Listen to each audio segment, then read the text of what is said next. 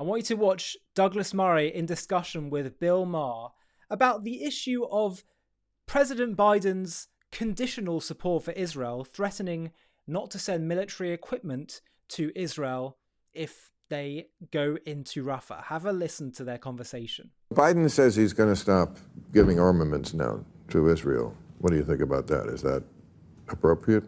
I don't think it's going to please anybody, do you? No, of course not. I mean, he's obviously trying to, he believes famously in a two-state solution, which is Minnesota and Michigan. And he's trying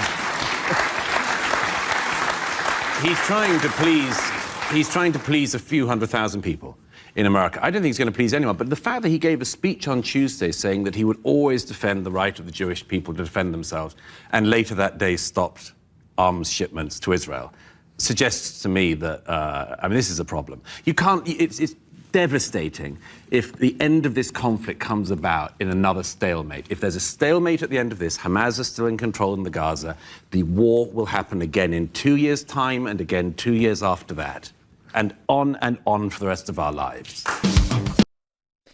Yep, that's right. I think there's a few really important points that he makes here. The first is that you have people like, it seems, Biden at times, or people in politics or media presenters like Piers Morgan, when they say, no, Israel, fair enough, you've got to go after Hamas. But then when Israel does, and she does it in the most surgically precise way in the history of urban warfare, then they cave to the other side, or they think they need to appease the other side, and they say, well, no, not like this. This is far too disproportionate. This is over the top. This isn't right. So what ends up happening is you have people that are trying to appease both sides, stand in the middle of the road. And of course, as the saying goes, you then get hit by traffic on both sides. Sometimes there is a simple case of right and wrong. Sometimes there's two sides to this story. But sometimes in life, it's also the case that there is right and there is wrong. And some people assume that because there's such deep depth of feeling on both sides, that means there must be legitimacy on both sides. That's not always true.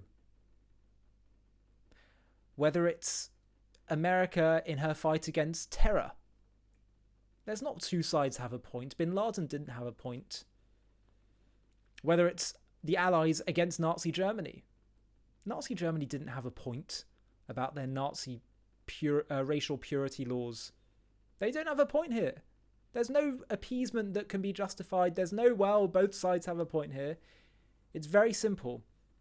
One side wants the other dead, and therefore they cannot be appeased, and total victory needs to be demanded. And so saying, well, yeah, they should go after Hamas, and I know they're in Rafah, but the price is too high. You're basically saying, Israel, sorry, but the other side kind of have a point. They've got some legitimate grievances, and because of that, you just need to accept that things aren't going to be totally secure for you. You can't do exactly what you need to do, and so you're going to enter this stalemate, as Douglas says. The great irony, of course, is that by not allowing Israel to finish the job, you actually lead to more death on both sides. That's the great tragedy of this whole thing. Those who are trying to say, no, ceasefire, are actually allowing Hamas to stay in power, which is going to lead to more bloodshed on both sides. Hamas, who like to maximize civilian casualties, not just on the Israeli side, but on their own side as well.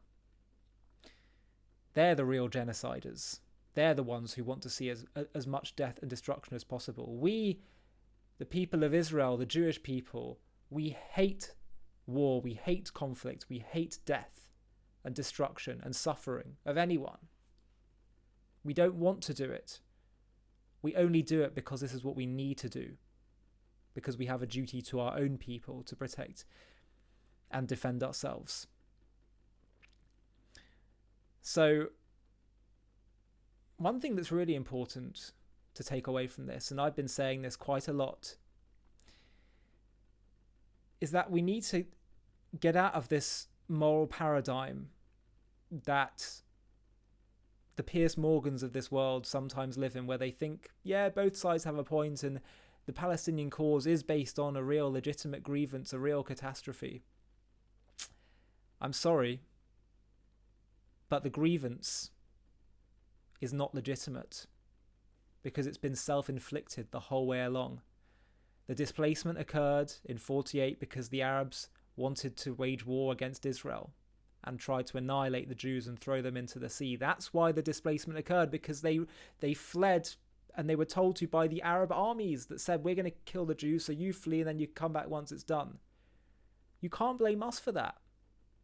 The Palestinian, the occupation among the Arabs, the so-called Palestinians, has only happened, the blockade has only happened, this war has only happened because they're threatening us with our safety. So all of this is because we have to do it in order to survive. And so people that say, oh no, it is some kind of legitimate grievance they have and you therefore need to appease it, it isn't. And it never was. And the more you try to dance to that tune, the more you try to give in and appease, thinking that some kind of political prize will subdue our enemies, the more you just weaken Israel, the more you encourage them to try and bite off a bit more and to go further. The most basic evidence of that is the disengagement from Gaza. What did it produce? We said, go on, produce a mini Palestinian state. Have a go at it. Thrive. Take this land. This is really the Jewish ancestral homeland, but take it and see what you can do with it. Turn it into a success. Nope. They destroyed the greenhouses and instead launched rockets into Israel. So therefore, this has never been about legitimate grievances. It's been about the grievance of the Jews existing and having sovereignty and re-establishing their homeland and surviving and thriving. So once you understand that, then all the questions you may have around Israel and all the appeasement of the enemies of Israel that we're seeing occur, such as this recent threat of pulling back military aid if Israel goes into Rafah. Once you understand this, then all of those questions will dissolve away.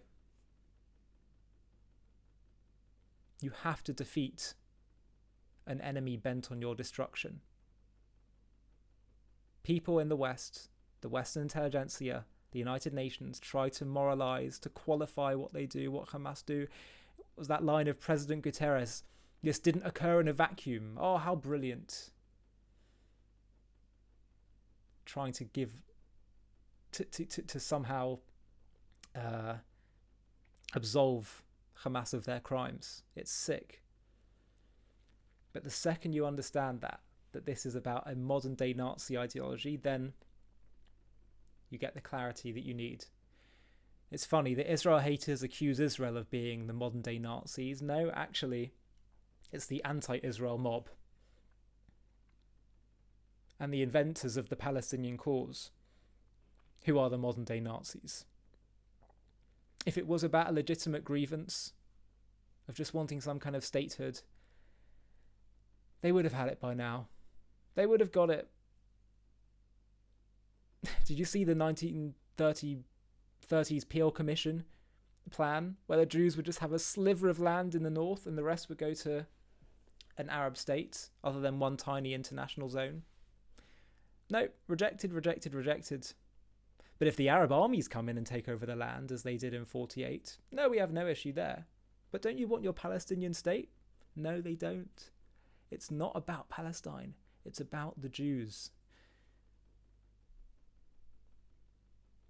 People like Douglas Murray clearly get it, and we're so grateful to people like him for standing up and stating the truth, even though many people with very loud barks won't acknowledge it. It needs to be said.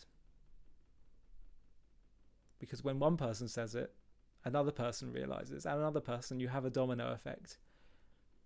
So I encourage all of you to be brave, to be bold, to be uncompromising in stating the truth, because the people we're compromising with and appeasing are not people with normal, rational viewpoints. The anti-Israel movement is one bent on destruction of the Jews at its core. I don't think, it may be that many people involved with it don't realise that, but that is what it's always been about. That is what the big cheerleaders and big leaders of the cause have been about. It's plain old anti-Semitism. So keep spreading the truth, and please share this video so that others can be informed and enlightened. Hi, thank you so much for watching. To watch another one, click here. To stay up to date with all our content, click here to subscribe. And if you're able to, you can help support JTV to grow and grow by clicking join below this video, where you can become a member and get perks including early access to videos and private live discussions with me. But most of all, you'll be partnering with us on our mission to change the world.